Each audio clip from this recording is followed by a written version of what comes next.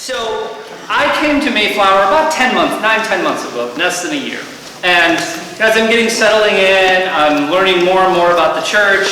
I'm starting to see what Mayflower is all about and how I fit into Mayflower. I'm talking with my pastoral mentor friends. I have several pastoral mentors, some even retired, some older, who, speak into my ministry, and I lean on them. And after the third or fourth one, as I explained, Mayflower says, "You should read this book called Growing Young." I said, I should probably read this book called Growing Young. So I did. I read this book called Growing Young, and it was tremendous. It's incredibly helpful. I benefited from it quite a bit. It gave me a lot of things I hadn't thought about. It reaffirmed a lot of instincts and commitments that I had, and it really connected and clicked for where we are at Mayflower. So I was talking with one of those pastoral mentor friends, and he says, by the way, there's three authors, Kara Powell, who's out at Fuller in Pasadena, Jake Mulder, and Brad Griffin, three authors, but Jake Mulder lives here in town. In fact, I know him. I could get you, we had a lunch. It was lovely. And from there, and from that discussion, Jake has agreed to come in tonight to give us an introductory talk on, how this all works, working with the assumption that we've read the book, or the basic idea. How do we go forward with this? And I've also asked him towards the end of our time to give a quick sketch of what it might look like for us to have a more formal relationship with Jake, as he does a lot of consulting work with churches who are doing this sort of thing. So Jake is the Senior Director of Strategy at the Fuller Youth Institute and is Fuller's Executive Director of Leadership Formation. He does a lot with church health and church growth, and I've asked him to come, and I gave some questions. We'll have your own questions, but I gave him sort of a charge. If we're going to walk down this road, what are the typical pitfalls, landmines, bumps along the way that we can expect? What should we prioritize? How do we communicate this vision to the whole congregation? How do we keep walking down this path as time goes on and not lose momentum or maybe fall prey to mission drift or anything like that? What are the key questions for a church like ours that we need to ask to go about implementing this? So I'll leave him to give you a quick overview of the book, but I will stop talking now and hand it over to our good friend Jake Mulder. Alrighty, hey, thanks Sean. Everybody, good to be with you today. I'm going to stay stationary for the sake of filming, and I have some slides here that you can follow along with. Just to make sure I know what we're starting with, this is the young adults and singles group of the church? Okay, all right, just helpful to know. I have had that happen before, where average age in the room was higher, and it was the young adults and singles group in the church. So, yeah, it's great to be here, great to be with you. I was asked, I'm part of the Kalamazoo Mulders, is kind of where I associate. So I grew up there, but I do live in Grand Rapids now after about a decade in Southern California, but have been active in church and youth ministry for a while. I was a camper and summer staff counselor at Camp Geneva. If anybody's been to Camp Geneva, I'm on the board there now, so I'll actually be there Friday for the event. Your dad? It had a swimming pool. I can see the resemblance now. Okay, that's great. So our big thing is we just built a bridge from the shore side over to the pine side, so you don't have to cross the road anymore. But anyway, so this is a conversation I'm quite invested in about younger people in the church. It's been great to get to know Sean, through our mutual friend Bill, and have this conversation. The closest I've been to being inside of your church is watching the fireworks over the lake from your parking lot a few years ago. So it's good to know there's nice things happening inside as well. But let me give, we'll make this kind of an interactive presentation. I'll give some overview of what Growing Young is and how to go about it. But I'll pause a few points along the way for questions. Anybody have questions then before we get started? Okay, great. So the grounding question that we think Growing Young is responding to is this one. What does the future of your church look like? Okay, where is your church headed? One of the ways we like to think about this is if everybody were to go outside on a Sunday and stand in front of the building and you were to take a church photo, and then you were to fast forward that picture 10 years from now, or 15 years from now, or 20 years from now, what would be happening to the group that is gathered for that picture? And for many churches, especially if you were to ask a number of years ago, they would have said, oh, we'll have some faces that got a little bit older, we'll have a few people who aren't there anymore, but then we'll have some younger people who've come in and some young families. Increasingly, as we do this exercise, people are saying, well, the group gathered is probably smaller than it is today, and it also is older than it is today, because that's simply the future for that's the reality for a number of churches, is we don't have as many younger people, younger families coming in and sticking in the church in the ways that we might. So as we ponder that question, and that's a little bit of what I'm going to respond to in this presentation, one of the things that we like to think about, and the we here is not just myself in the plural, I'm very used to, we had 3 co-authors on this book, and we worked together, and it represents the Fuller Youth Institute and Fuller Theological Seminary. So the we is usually our research team that I'm talking about here. One of the things that we like to think about as we get into this is when we think about where the church is headed and what the future of the church looks like, one of the unchanging truths that we can relax and settle in and live in is Jesus' words in John 10:10 here, that I have come that they may have life and that they may have it to the full, or they may have it more abundantly. And we think that when God is looking at us, when God's looking at the church, when God's looking at younger people or older people, what is it that God wants for us? God does want us to come to experience that full and abundant life in Him. And so that's our hope and prayer for this church, for your family, for kids, grandkids, if you have those kids or grandkids. But then that leaves us with a real question of, well, if that's what God would like, and that's part of what the church is designed to do, then why is it that we really see a younger generation that is not present in our churches? And one of the early conclusions that we came to in our research, and our research was studying 250 churches in the United States, and we were specifically studying those churches that had a high percentage of teenagers and young adults. Okay, that was the research methodology, is looking at, well, if there's many churches that are declining, can we actually find churches that are thriving with a younger age group, and what do we actually find about those churches? What are they doing? And the key takeaway is that naturally any church is going to grow old, right? That's just what happens if we don't do anything about it. That could be our facilities are going to grow older, our bodies are going to grow older. That is the natural course of things.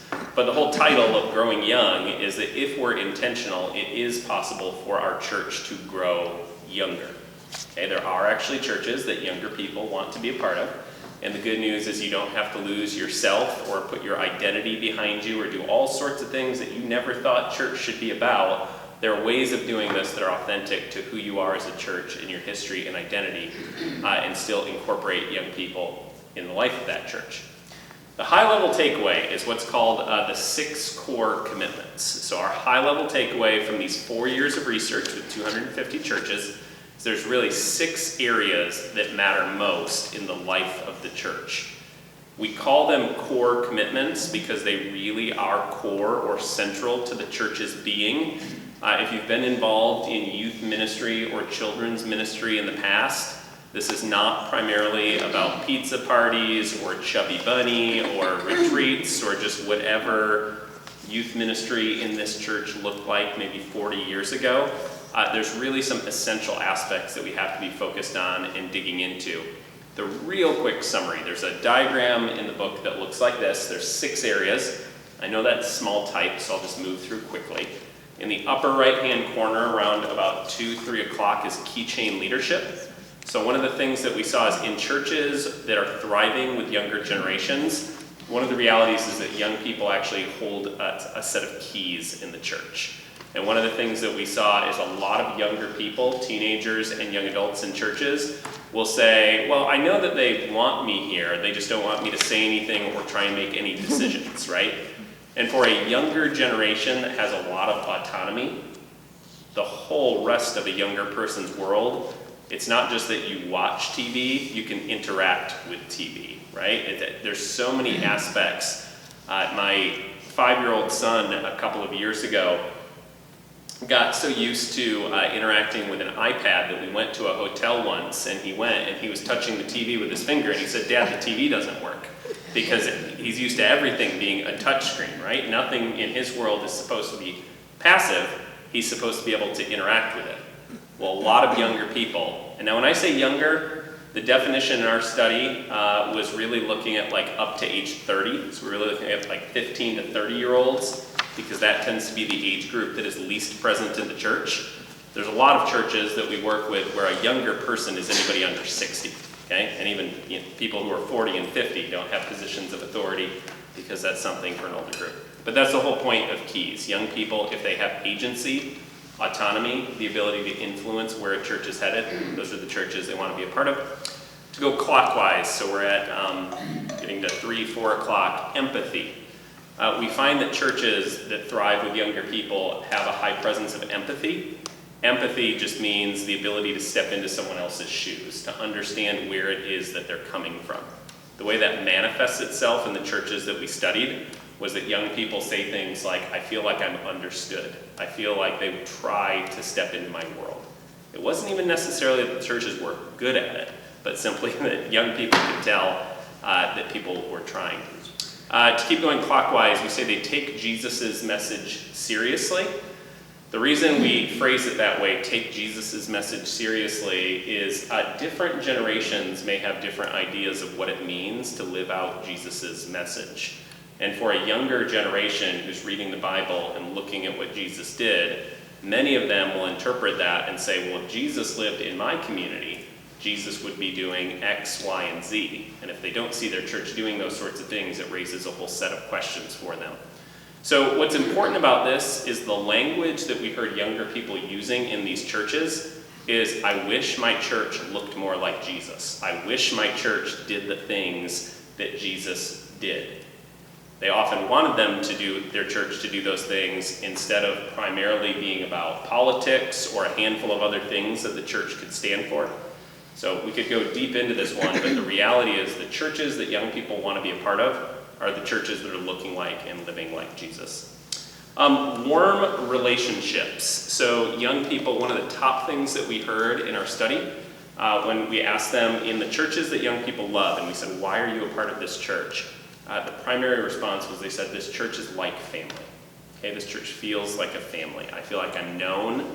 I feel like people care about me. I have a sense of belonging. So young people are drawn to churches where they connect. These churches prioritize young people and their families everywhere. One of the best practices in youth ministry over the past several decades was that the adults were over here and the kids, teenagers, and young adults stayed over there.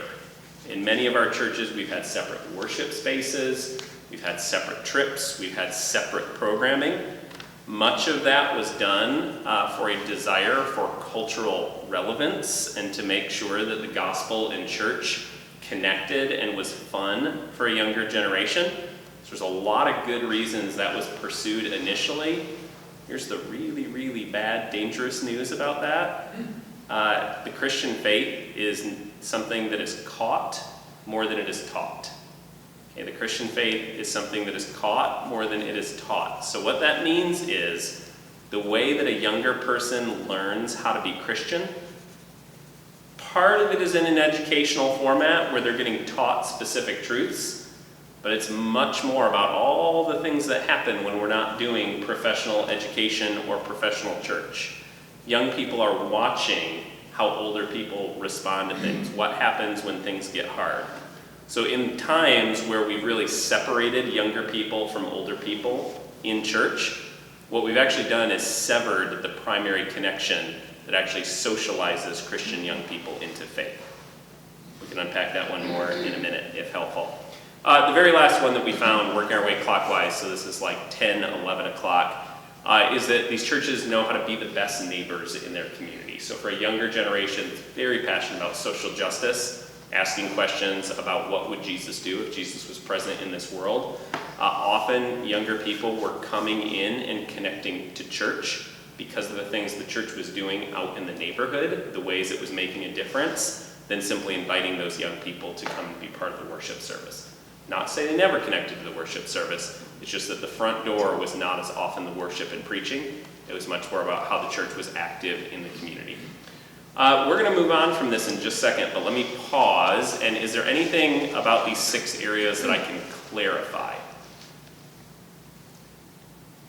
If you've read the book, this is hopefully repeat for you, but for anybody who hasn't, I just want to make sure we're tracking with these pieces.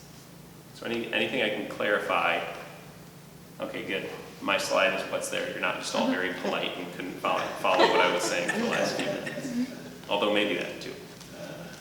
All right, feel free to raise your hand at any point if you want clarity. So all of this is relatively straightforward, we would say. Like the research was not that complicated. And the good news is that young people are not primarily looking for church that becomes a Christian rock service or Pastor Shawn in a leather jacket and skinny jeans with a smoke machine, that sort of thing. Like those are not the primary things that younger people are drawn to. Younger people are drawn to healthy, biblically functioning churches that do some very specific things. So the challenge in all of it is that this process of growing young, we like to say it's not primarily about changing your youth ministry, it's about changing your church's culture. And it would be one thing if all we had to do was have a better youth ministry than the church up the street.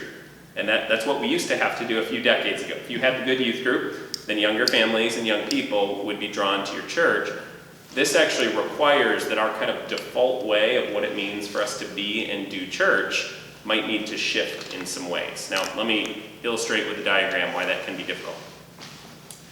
If you were a young adult, we'll say a generation or two ago, okay? If you went through your 20s, at least maybe 30, 40 years ago, your path to adulthood likely looked something like this.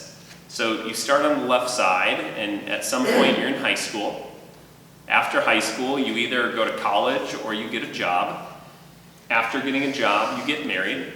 After getting married, you have kids. Now, the key phrase that I was sharing in there was the after that, because there was more of a logical order to which society moved. You did this thing, then you were supposed to do this thing, then this thing. I'm not saying it worked out that way for everybody, but again, if you rewind, just broad brush from a sociological perspective, this was kind of the order of society. Most of our churches today were designed for a world that looks like this.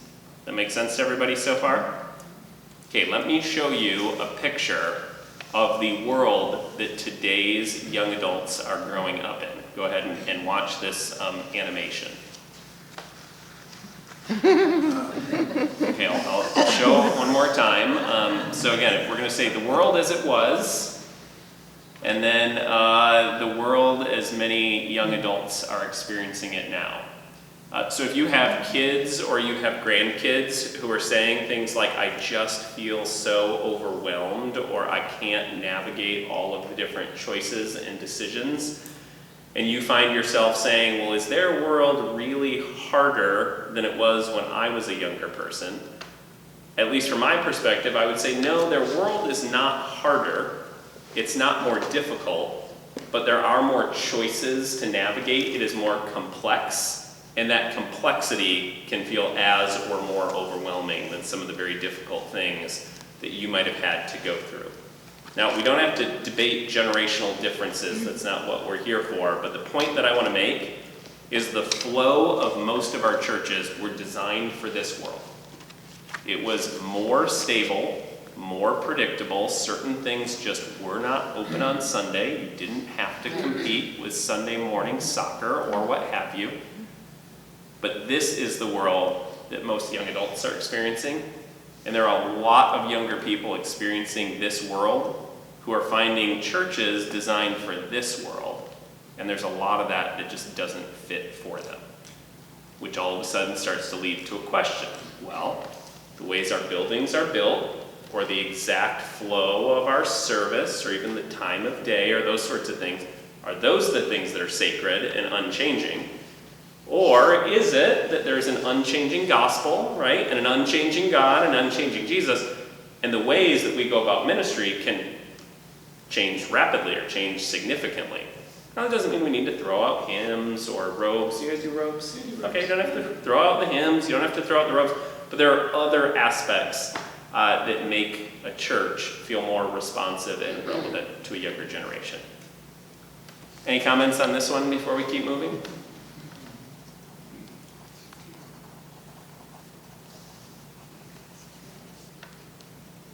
For some of you, it might help make sense of your grandchildren's life if you talk to them.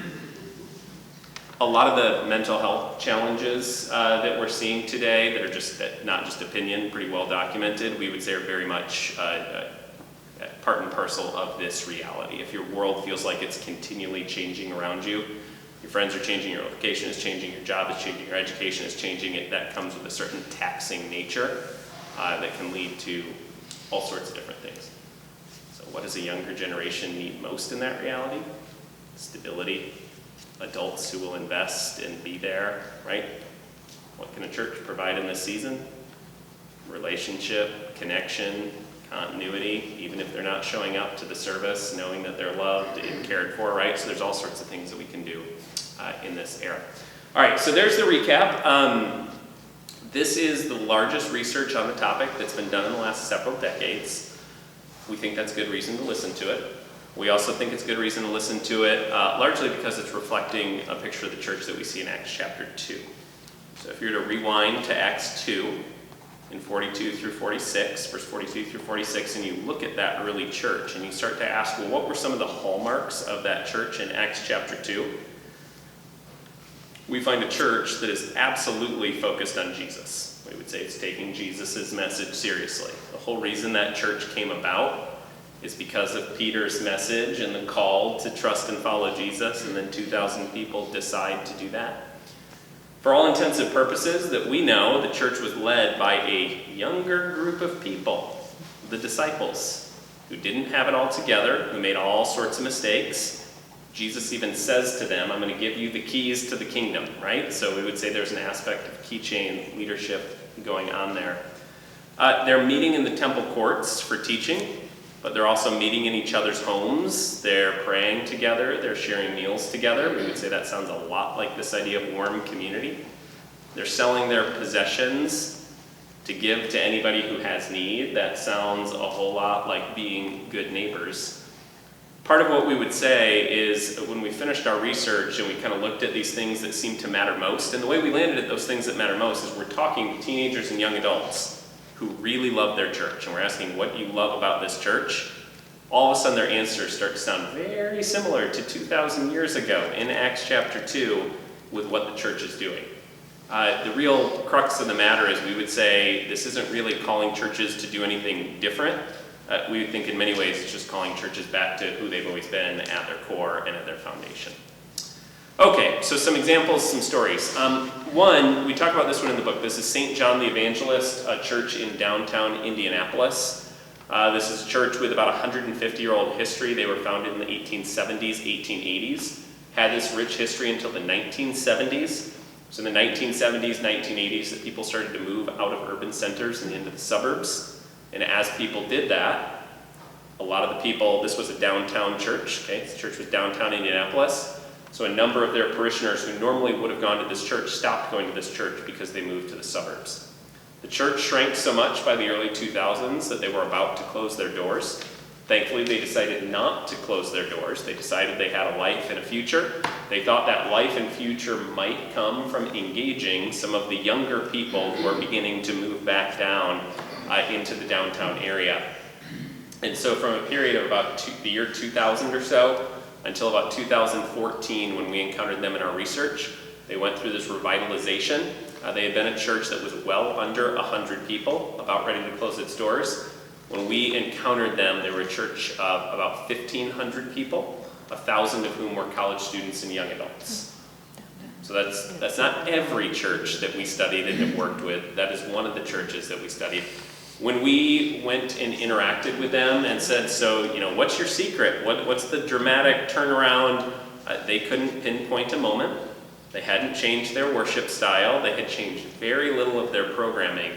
One of the stories that Father Rick, who's the pastor there, told us, and I'm almost positive we read about this part in the book, he pointed to Bible, barbecue, and baseball. Basically, there was a minor league baseball team in downtown Indianapolis, and their church is located across the street from IUPUI, for those of you who are college sports fans. So their church is located there, and it's located near the minor league baseball stadium. They started having free food and free entrance to the game for college students, and college students started to show up for the free food and free entrance to the game. They did that long enough that many of the senior adults in the church got to know those college students who were coming across the street. Those college students realized these church people weren't that weird, and so eventually they decided to start coming to worship and getting involved in different areas. Well, that happened over a long enough period of time that it led to the church being about 1,500 people, again, 1,000 of whom were college students and young adults. One of the themes you're going to see here is that relationships is part of what matters most. Does anybody in here have a Young Life background? Anybody know Young Life? A few? Okay. So I'm going to show you a video from Myron. Myron was involved in Young Life. We came across him in our research. You have volume just in case we need it? I don't know if this is going to be like crazy loud or what. Okay. So just give you a sense of this story. It's about a 2.5-minute video. Uh-oh, did my audio go away? Let me reselect my, Yeah, I got the TV cranked. Okay. Let me reselect my...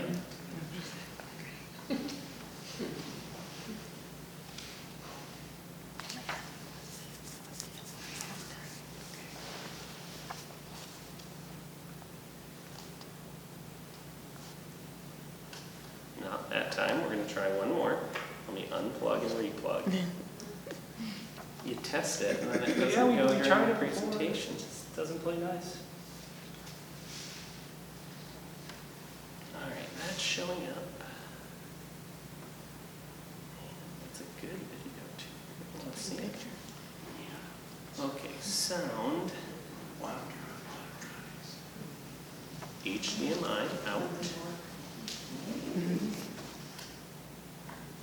Hey, there we go. There we go.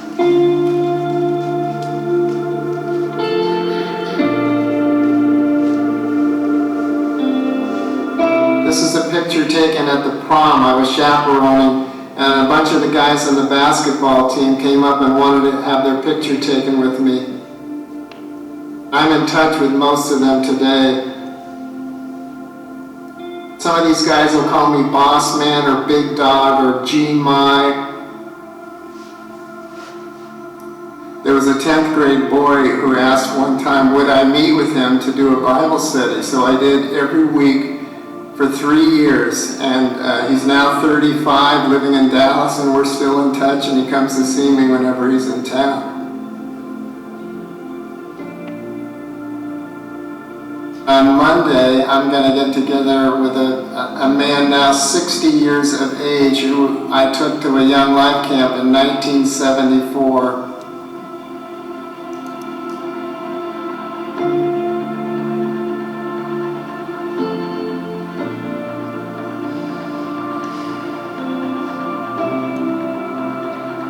I got a direct message from this girl I'd never met before. She said, "Hey Myron, you don't know me, but I just wanted to say I admire you. You changed so many lives for the better and help people strengthen their faith in God. I know you're going through a tough time, but just know everyone loves you and is praying for you."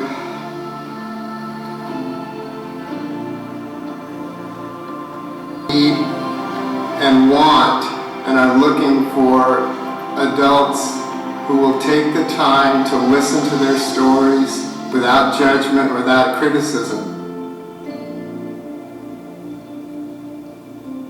And I realize that through contacts with adults who really care about them, there are opportunities to share the love of Jesus with them.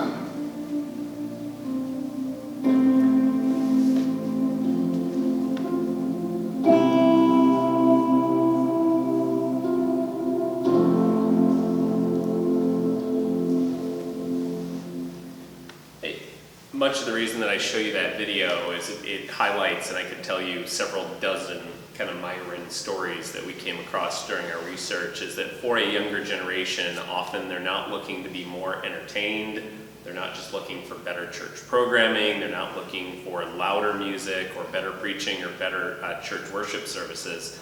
Many of them are looking for authentic relationship and community. And is there someone around here who actually cares for me? Now, we would say that's not different than what Jesus offered. That is, in fact, exactly what Jesus offered. So if that's what young people are looking for in churches, then what are the implications of that for what it means for us to do church? I'll offer a few other stories and examples. We'll pause for a few questions, then I'll get to some of the change elements and some of the journey pieces that we talked about there. We also write about this one in the book, but I just want to give you a real quick summary. So one of the churches we study is called Volga Christian Reformed Church in Volga, South Dakota. Their building looks like this, I know, because I was there in South Dakota and took this photo. The upstairs of their church looks like this, okay? So pretty standard Christian Reformed kind of rural sanctuary. This is a smaller congregation. Vanda Bjorklund was the worship leader. Vanda was a public school teacher, but she also volunteered as the church's worship leader. And Vanda, I can't remember if we covered this part in the story that we tell about their church, but she desperately wanted to see their church get a praise band started, okay? Desperately. And this was a church that everything was very traditional, robes, hymns, the whole thing. And some of Vanda's friends who were in her age cohort basically said, Vanda, if you try and start a youth praise band on Sunday morning upstairs, right? Because keep in mind, this is upstairs where this is located, right? So this is the upstairs part of the church, but then there's a church basement that's underneath the upstairs worship center. And they told Vanda that if you try to start a youth praise band upstairs in the worship area, you're not going to be our friend anymore, okay? Well, Vanda desperately wanted to see this youth praise band get started. Now, the way that this sort of thing normally goes is, especially if Vanda's friends with or married to the pastor or, the worship leader, it becomes a big fight about which worship style are we going to engage in, and some people end up leaving. Well, that's not the direction that Vanda went. What Vanda decided to do is, instead of starting the youth praise band upstairs in the worship area, she started a youth praise band, but downstairs in the basement, okay? And so the way that went one Sunday was, after everybody finished, they would normally, during the summer months when it's nicer, they'd go out on the lawn and hang out and fellowship for a little while. Well, what Vanda did is she had instruments and had the 4 or 5 teenagers in the church go in the basement and start rehearsing. And one of the senior adults in the church, frustrated, said, I told Vanda that she better not start. So this person went in to investigate, but saw, okay, not a big deal. They're in the basement. They're not upstairs pretending to play like in a main worship service, so it was fine. This went on for a couple of weeks. A couple of weeks later, the congregation started to think, well, maybe a couple of us should go down and watch the teenagers as they're doing that down in the basement. Now, they told us later when we visited that they heard a racket coming from the basement. Those are very specific words. It was a racket coming from the basement. But a few of them decided to check it out. Well, enough time went by that this actually became a tradition for the church, that they would do the real worship service upstairs. But then after the real worship service, they would all go down to the basement for kind of the extra songs that happened down in the basement.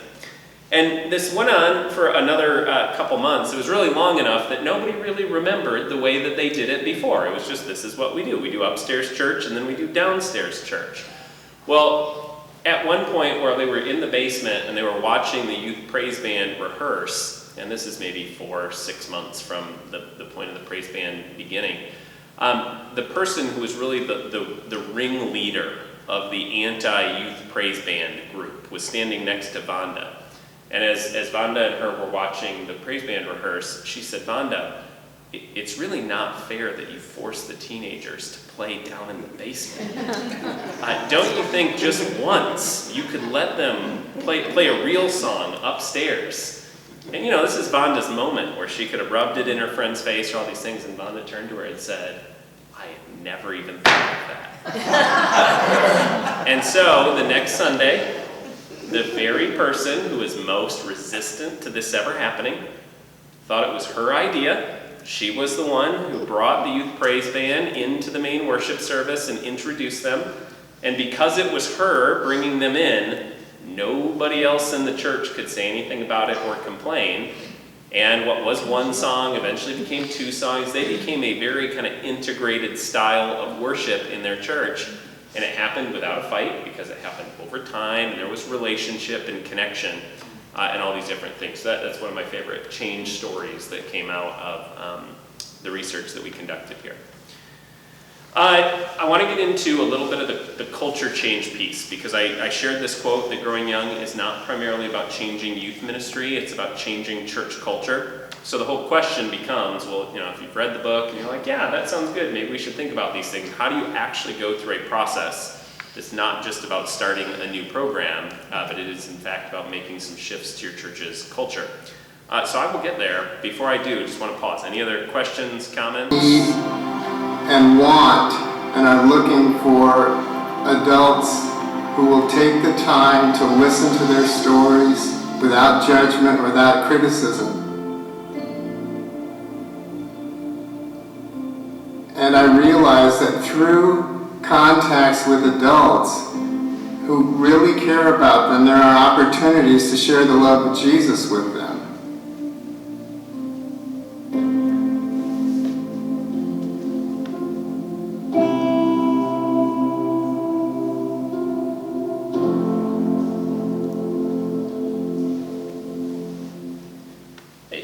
Much of the reason that I show you that video is it highlights, and I could tell you several dozen kind of Myron stories that we came across during our research, is that for a younger generation, often they're not looking to be more entertained, they're not just looking for better church programming, they're not looking for louder music or better preaching or better church worship services.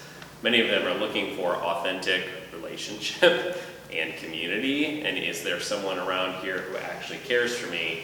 Now, we would say that's not different than what Jesus offered. That is, in fact, exactly what Jesus offered.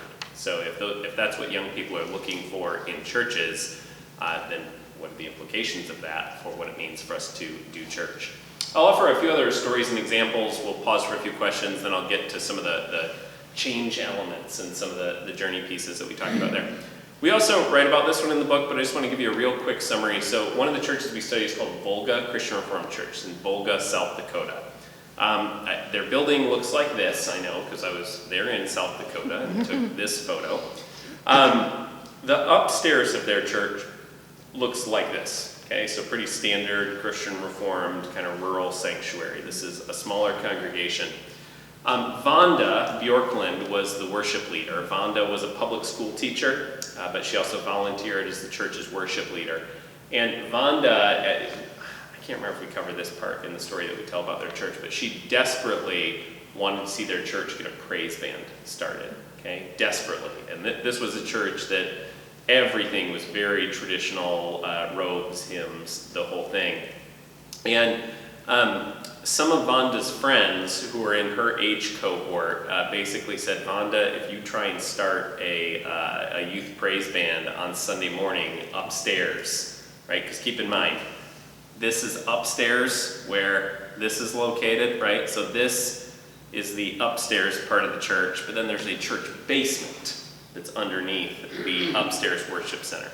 And they told Vanda that if you try to start a youth praise band upstairs in the worship area, you're not going to be our friend anymore, okay?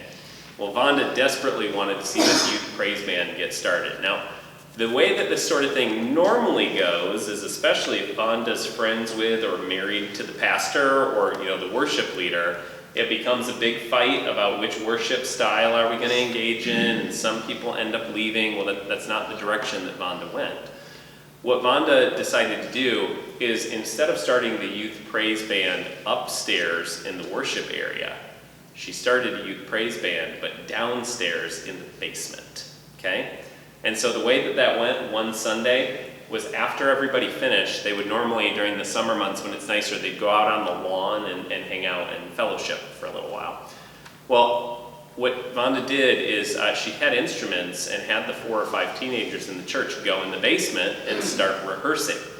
And one of the senior adults in the church, frustrated, said, I told Vonda that she better not start. So this person went in to investigate, but saw, okay, not a big deal. They're in the basement. They're not upstairs pretending to play like in a main worship service, so it was fine. This went on for a couple of weeks. A couple of weeks later, the congregation started to think, well, maybe a couple of us should go down and watch the teenagers as they're doing that down in the basement. Now, they told us later when we visited that they heard a racket coming from the basement. Those are very specific words. It was a racket coming from the basement. But a few of them decided to check it out. Well, enough time went by that this actually became a tradition for the church that they would do the real worship service upstairs. But then after the real worship service, they would all go down to the basement for kind of the extra songs that happened down in the basement. And this went on for another couple months. It was really long enough that nobody really remembered the way that they did it before. It was just, this is what we do. We do upstairs church and then we do downstairs church. Well, at one point where they were in the basement and they were watching the youth praise band rehearse, and this is maybe 4 or 6 months from the point of the praise band beginning, the person who was really the ringleader of the anti-youth praise band group was standing next to Vonda. And as Vonda and her were watching the praise band rehearse, she said, Vonda, it's really not fair that you force the teenagers to play down in the basement. Don't you think just once you could let them play a real song upstairs?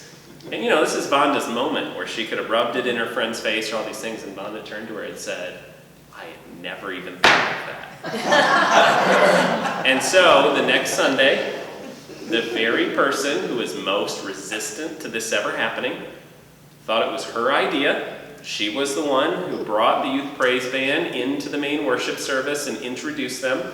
And because it was her bringing them in, nobody else in the church could say anything about it or complain. And what was one song eventually became 2 songs. They became a very kind of integrated style of worship in their church. And it happened without a fight because it happened over time, and there was relationship and connection and all these different things. So that's one of my favorite change stories that came out of the research that we conducted here. I want to get into a little bit of the culture change piece, because I shared this quote that growing young is not primarily about changing youth ministry, it's about changing church culture. So the whole question becomes, well, if you've read the book and you're like, yeah, that sounds good, maybe we should think about these things. How do you actually go through a process that's not just about starting a new program, but it is in fact about making some shifts to your church's culture? So I will get there. Before I do, I just want to pause. Any other questions, comments?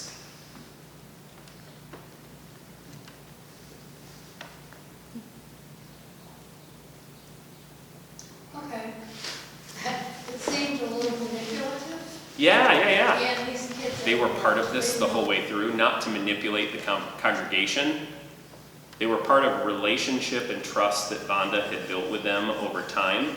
Now, I don't think Vonda actually set out to have this grand plan of bringing about the change in the whole congregation. If you were to talk to Vonda, she would say, she was actually the PE teacher at school, so she would say, I was not thinking further than a few days out in this. What Vonda knew and what the younger people with her trusted is Vonda has our best interests in heart. We want a praise band. So they were very clear this is something that they wanted. Vonda was their advocate and their ally to work with them to help push the boundaries for what they could do. So I can see how the way that I told that story, it would feel that way. If you were to ask any of those teenagers at the time, or when we met them, they were kind of in their mid-late 20s, they still have a relationship with Vonda. They didn't view it that way or experience it that way. Do you want to add anything to that? No. Okay, but I think it's an absolutely great point. And to your point, yes, younger people seem to have a very high, we'll call it BS meter, right? And they know if this is authentic. Are they actually being cared for? One of my favorite experiences of this, when my wife and I moved to Southern California and we visited, in this case it was a Methodist church. In the bulletin was printed, it was something like, remember the rule of remember the rule of 10. And it said in the bulletin, if you have anyone you don't know sitting within 10 feet of you, make sure you go up and talk to them after the service. And the minister finished the service by reminding everyone of the rule of 10. My wife and I were clearly the only visitors in the church. So we had about 15 people who came over and talked to us. And it didn't feel quite so, authentic or caring, because we kind of just witnessed the whole thing happening in front of us like we weren't there. So I want to be careful about the manipulation. Anybody else?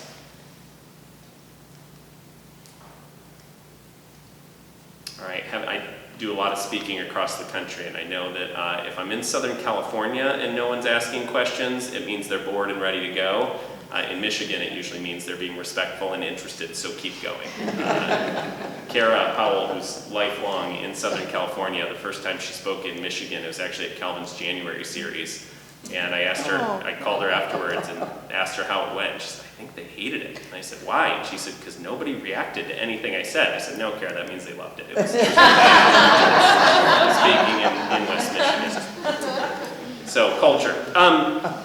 Let's talk about culture for a second. This is a description of church culture from Edgar Schein. Edgar Schein's a management professor at MIT. He describes culture this way: a pattern of shared basic assumptions learned by a group, which have worked well enough to be considered valid, and therefore are taught to new members as the correct way to perceive, think, and feel in relation to their problems. Okay, it's kind of a mouthful, but the reason that this is important is when you think about your church's culture, you don't have to tell anybody to engage in the culture. You can just feel it the moment that you walk in. Because it's these shared basic assumptions. It's the way that something should be. It's the way that we do things around here. Your culture comes from what used to work well in the past. Our culture has come about because of all sorts of things that we used to do, and those are the things that have gotten us here. And if those are the things that have gotten us here, they are probably the safe and reliable and things that we can lean into. And we pass those things on to new members, right? If someone does something that's outside of your church's culture, normally someone will step in and somehow correct them, either politely or not so politely, because any social system, including a church, we embody and we carry on our church's culture. So let me ask this question. How would you describe some of the culture of this church? What are some of the things that are shared basic assumptions? This is the way that we do church. This is who we are. Just fabulous music.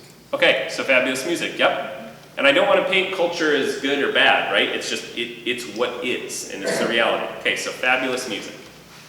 What else is just fundamental to who this church is? Deeply held commitments or assumptions about what church should be. It's very traditional. Okay, so very traditional. And when you say traditional, anything specific that refers to? The liturgy, Okay. the service. Yep. Okay, so even the flow of the worship style. Great. Others? Compassion. Compassion. Okay, great. A welcoming, engaging group of people. Great. Welcoming and engaging group of people. The young people begin church in church. Okay, so they start out in church. We have a strong Wednesday night children's program. Okay, great. And over here? A mixture of people from various religious backgrounds, so we don't have a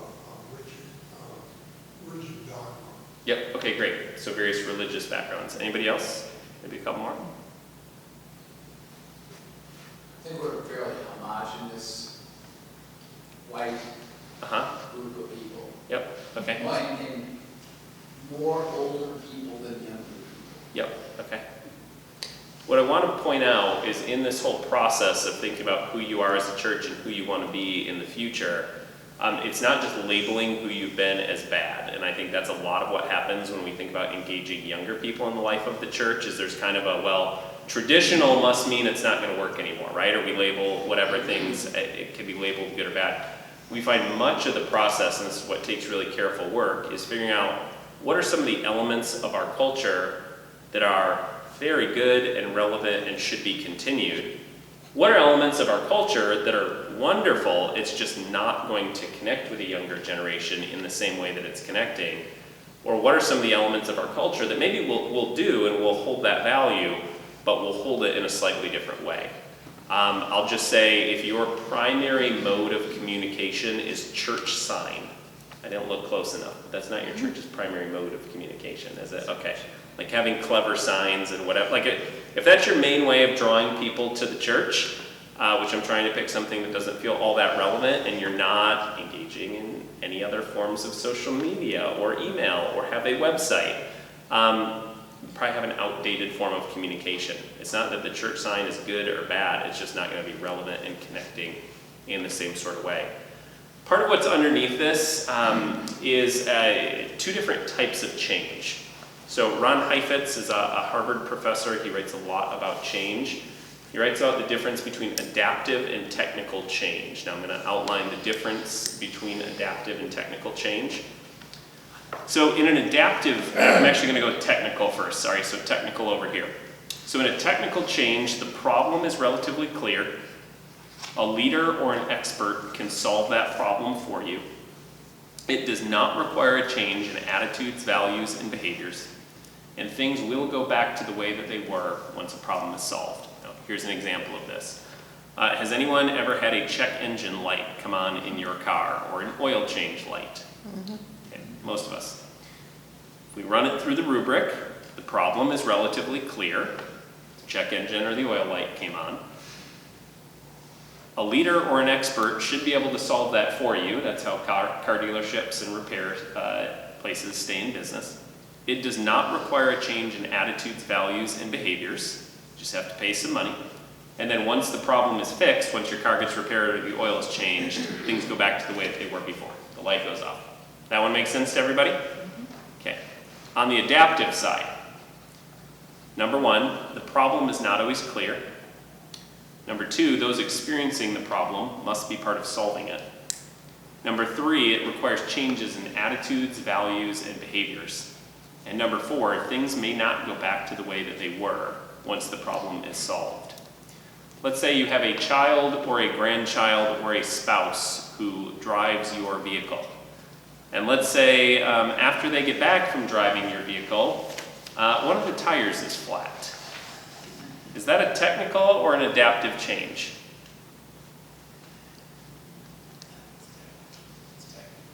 Yeah, I would say that one's technical, right? I mean, flat tire, we don't necessarily know the cause, but okay, so let's say you go and you get the tire replaced. Let's say the next week, that same child or grandchild or spouse drives your vehicle again. This time there's a dent in one of the doors. Is that adaptive or is that technical?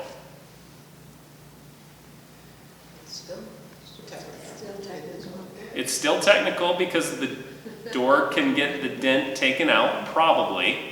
Okay, let's say the next week you let that same child or grandchild or spouse borrow your car, and it comes back and the windshield has a pretty large crack in it. Is the problem technical or adaptive? That was definitely adaptive. We're probably starting to get into adaptive territory because here's the reality. The core of the problem is not with your car. The core of your problem is with the person who is driving that car. If you run it through this test, I mean, it might have taken you a while to figure out, is this car cursed or, is something else going on? The problem isn't always clear at first where it's coming from. No, it could have, just besides two accidents, it could have been technical because you could have been hit by a stone by something. Exactly. Well, and this is some of the complexity, right? Because you're kind of wondering, well, where is this coming from? But let's say that the pattern continues long enough that it becomes very clear your child, grandchild, or spouse either doesn't know how to drive or they don't have the same respect for your vehicle that you do.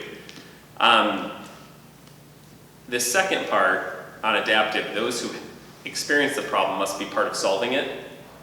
If you're going to continue to let this person drive your car and you want the damage to stop happening, this person's going to have to go through some sort of change.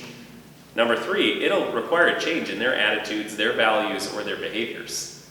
They might need to value your vehicle differently, or they might need to start driving in a different way that's not quite so destructive. And then number 4, for them, things will not necessarily go back to the way that they were before. They'll be a better driver, and the damage to the car will not be happening.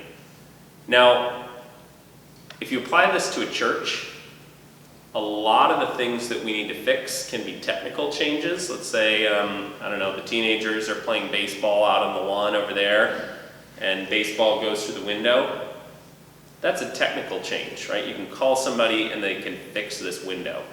If you start to ask questions about, well, why is it that we don't have many young people around here? Why don't we have teenagers and young adults in this church? My guess is there may be a few technical things that need to happen, but my guess is it's going to require some adaptive changes to happen. Changes that require shifts in people's attitudes, values, and behaviors. Let me add a couple pieces and then we'll do some more questions and do some discussion. Ron Heifetz also offers this, which I think is interesting. The reality is that any social system, I would add here including a church, is the way that it is because the people in that system, or at least those with the most leverage, want it to be that way. Interesting when you start to think about that. The reality is that in any social system, I'd add including a church, it is the way that it is because the people in that system want it to be that way.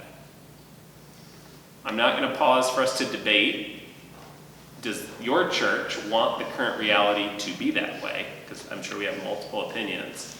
But part of the reason that we often work with churches through kind of an extended process is starting to suss out these realities and figure out. There was a church that I worked with in Texas that I had to work with for about 6 or 7 months that I got to the point because every single thing about that church seemed positioned for change. They were ready. They were all this. Well, the reality is there was one very wealthy individual whose family had built the church and controlled the church for most years who did not want that church to change, and that church did not change despite 250 other people that wanted the church to change, right? So it's always interesting to think through why is it that we don't make some of the changes that we want to make. And that's part of the $1 million question. Is it a person or a few people? Are there aspects of kind of our broader reality and culture? So if you were to ask Ron Heifetz, well, how do you bring about change in a church in a way that doesn't cause half the church to leave? His response would be, you have to fail people's expectations at a rate that they can stand. And you have to fail people's expectations at a rate that they can stand. He would say, and we've seen this with a lot of churches, there are ways of bringing about change that don't require high levels of conflict, where you don't have to throw out your identity and who you've always been, but it really is a process of bringing kind of slow, careful, intentional change over time. We've seen that with one church. So this is a church, this one is in Texas. It's called First Presbyterian Church in San Angelo, Texas. They are a historic church located right across the street from City Hall in downtown San Angelo. We know they're historic because they have a historic places marker right there. We know they're First Presbyterian Church. And we were talking about this work, and when we were talking about it afterwards, one of the head elders came up to me, and his name was Bub. And Bub was a West Texas farmer, and he was probably about 6'8". And Bub came up to me, and he said, I heard what you said. I said, okay, great. And he said, I feel good about it, but I want you to know this is going to be just like the ceiling tiles. I said, the ceiling tiles? What do you mean? And he took me back to about 20 years ago in the church. They have a beautiful sanctuary. But in that beautiful sanctuary, they had ceiling tiles that look like this. So this is actually a good example. So the acoustic ceiling tiles, right? The white ones. The problem is they have had several leaks in their roof over the years, that those ceiling tiles had become brown and discolored and dilapidated and all of that. And several of them were kind of at risk of falling down and hitting someone during the worship service. And so Bub was chair of the maintenance committee at that point. So one Sunday he made an announcement to the church they were going to modify worship the next Sunday because they had to have those ceiling tiles removed and replaced. And you would have thought that Bub had said that they were going to bulldoze the church or something because the reaction that they got from the congregation claiming that, these ceiling tiles are just part of our identity. They've been here as long as the church can remember them. People were just so attached to the ceiling tiles. Well, they ended up having to have a few church meetings about it and went through this whole process, and things went to a vote, and eventually they decided, yes, we do need to replace the ceiling tiles. Well, there were some people who apparently cared about the ceiling tiles so much that when the construction company came in to do the removal, there were people gathered to watch the ceiling tiles being removed. And when the first and second ceiling tile was removed, people's mouths were just hanging open because this is what was behind those ceiling tiles. Oh my gosh, how beautiful. Yeah, here's a closer up shot. So they had their original wood ceiling that at one point, 40, 50 years ago, nobody could remember. For the sake of better music and acoustics, they had made the decision to cover the ceiling tiles up and had glued the acoustic things to them. But here was Bub's point, and he came up to us and said, it's going to be just like the ceiling tiles, because people are so attached to the old crummy thing that they're used to that they can't see the better thing that's behind it. So that was some wisdom from Bub, the West Texas farmer. And Jesus had a thing or two. Bub actually quoted Jesus at this point, and he said, it's just like Jesus said in Mark 7, you've let go, Jesus was talking to the Pharisees and said, you've let go of the commands of God and you're holding on to human traditions. Jesus continued, you have a fine way of setting aside the commands of God in order to observe your own traditions. So part of the difficulty of bringing about this sort of change, if you just lay it out with stories like Myron and everything, people are like, oh yeah, that sounds great, let's do that. But then there's all the sorts of things that we're used to and we're committed to that maybe aren't the better thing, but it's the thing we're used to. So it's the thing that we keep on doing. Give me 2 minutes, let me outline this piece, and then we'll take questions. So in light of all that reality, what we're often guiding churches through in different processes, because it was one thing to do the research, and we do training and speaking on that research, but actually becoming a different type of church. And that doesn't mean leaving your identity behind, but becoming the sort of church that all generations want to be a part of, that does require careful and intentional sort of work. Here's some of the tenets that we build that on. First of all, change is a process, not just an event. Has anybody ever tried to cook a steak in the microwave? No. Why don't you cook a steak in the microwave? Gross. Because it'd just be hard. Yes, there's certain things, right, including cooking a steak. Sorry for the vegetarians. It's not meant to be done quickly or in a certain manner. And there are certain ways of doing things in churches that we think are not meant to be done quickly or in a certain manner.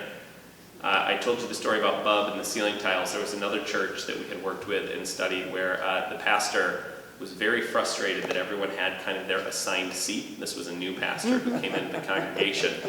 And he asked around. You think? Maybe well, this pastor's fast solution to that was he came in with a couple of people on a Saturday night and ripped out the pews in the church and piled them out in front of the church as everybody came in the next Sunday. I wouldn't suggest that. That pastor was promptly driven out of the church and voted out. That pastor brought about change a little too quickly, right? So that's not what we're advocating here. The second thing we find is that people support what they help to create. So often we're working on creating a team and various teams that can guide this, that can conduct a number of things that are trials and experiments. But the whole reality is you're not just bringing in someone or a program from outside and implementing it. You're really involving people in this sort of process. Scott Cormode, he's a leadership professor at Fuller, a colleague at Fuller, says leadership begins with listening. The churches that we see succeed in this work put a strong focus on listening early on. This is listening to younger people in the church, it's listening to older people in the church and everyone in between. We have a tool, it's called our Growing Young Assessment. This is a quantitative survey that's just designed to help get a read on your church's culture. So you let everyone in the church take it, and then it gives you results on how you're doing in those 6 areas. It parses out those results by different generations. This is where it helps to be part of a seminary, and well, maybe this will carry here. one of the people who helped us design this survey is now a psychology professor at Calvin. So he does quantitative research, and he's a friend of mine. So we use the survey. We also use just a handful of conversations and things. There's a lot of different ways to do those sorts of listening exercises, but as you can imagine, that process takes a little bit of time. You don't just decide, okay, we'll do these things and then go. There's a way of making sure that you're listening to what the needs are in your community. I will add to this one, the leadership begins with listening. There was another church that we worked with in the South, who told us, who told us, we're not even going to try and reach young adults. We don't have any young adults in this community. And I said, are you sure? He goes, yeah, walk around on a Sunday morning. I've never seen any young adults around in this community. And I said, okay, well, let's pull up the US Census, and we punched in their zip code. Their zip code was 30% between the ages of 20 and 35. There's a lot of young adults in their community. They just weren't in the places where those young adults would be. So we want to listen in a variety of ways. We think the idea of vision is important, and really think about vision as kind of a shared story of future hope. Often when we're talking about the future of a church and younger people, that becomes a one-sided story. It's not a shared story. It's often, this is what the young people need, so we should do this. That story of Myron, that was a shared story. It's a story of both generations needing to come together. We think that as you consider where your church is headed, it's very important that whatever picture you're coming up with is actually a shared picture for all generations. Another church that we worked with, we helped them work on this, and the image that they came up with that they wanted to be the church is, there was a 5-year-old in the church named Sadie, and they thought of who's the church that we want to be 20 or 25 years from now, and the chair of the board was Sadie's dad. So he came up with, I want us to be the sort of church that Sadie wants to get married at 20 or 25 or 30 years from now. Now, they weren't trying to tell the future for Sadie. It was just that was the sort of church that, will Sadie want to come back to this church to get married and celebrate with her whole family? That became kind of a story that drove them. That was a shared story. The last one is to experiment on the margins. We very rarely see churches succeed that just put all their eggs in one basket. It's trying a lot of different things and seeing which thing fits and which thing fits for your church and your culture. You find those things that work well, and then you expand on those things. That's how you don't make big mistakes that drive half of the church out, because you've done something that makes everybody angry. So we have processes and workbooks and all sorts of things that we've designed that kind of embody these elements of a sort of process to go through. We would say it's very much modeling who Jesus was and what Jesus did. Jesus gathered a group of people. Jesus spent a lot of time listening, connecting, building relationships, trying some things. So we like to think that part of the process that we've designed is really modeling that. Okay, I've talked long enough. So let me pause there. We certainly have, and I've already told Shawn, we've got lots of different options, considerations. Should you decide it's helpful to engage in something that's a process to go through. But I'd love to pause. What questions can I answer, either of what I've covered or maybe things that I haven't covered? Here's a question for you. Yeah. When you're thinking globally, not globally, but as a culture, United States culture, Yep. Where is youth going? I mean, is there less people going? Less youth going to church? More? What's the demographics like? Yeah, good question. So broadly speaking, yes, there is declining church attendance among younger generations in the United States. In addition to that, there's also, like, if there's better data on millennials than Gen Z. So if you were to take millennials and look at even belief in God, or do they identify as Christian, you see lower rates than you see with older generations.